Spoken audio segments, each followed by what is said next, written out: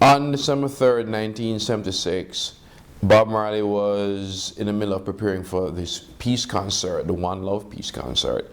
And the reason behind it was Jamaica at that time was going through a lot of political turmoil, a lot of violence, political tribalism. And Marley even then was looked upon as a sort of peacemaker. In fact, he was pretty much the one force in the country that both sides, every side could agree on. And he was convinced to do this peace concert to sort of ease political tensions in Kingston. But the 2 nights before the concert, a bunch of unknown assailants, at least unknown at the time, burst into his house, guns blazing, and tried to kill him and his family and everybody in the band. And they shot him in the chest. In fact, if he was inhaling instead of exhaling, he would have been killed. It would have gone through his heart, the bullet. His wife got shot in the head.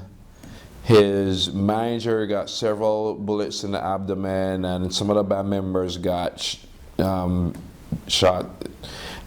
But everybody survived.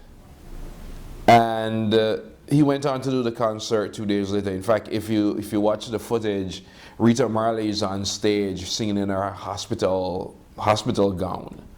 So that's how, how close to the event it was. But after the concert, Marley kind of disappeared. He vanished to the Bahamas.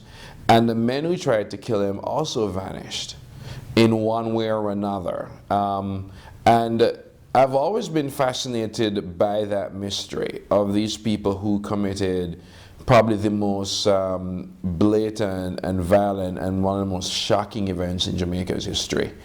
And what happened to them, because they've turned into this brief footnote.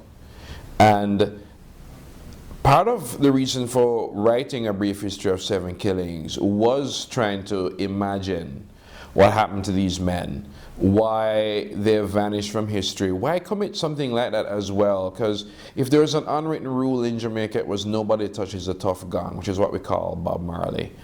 And I was also interested in the forces that led to such a thing, but also what happened afterwards.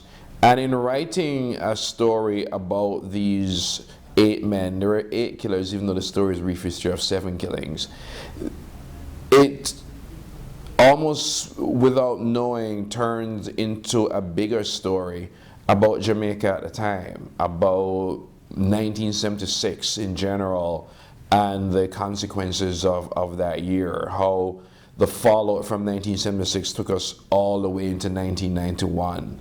So the novel almost accidentally ends up being a bigger work, largely because by trying to capture an event that happened so briefly, it was barely 5 minutes, that something so instantaneous, something so short, and something cut so short could have reverberations that go on through dozens of people and decades, really, to something that is actually in a lot of ways still unresolved.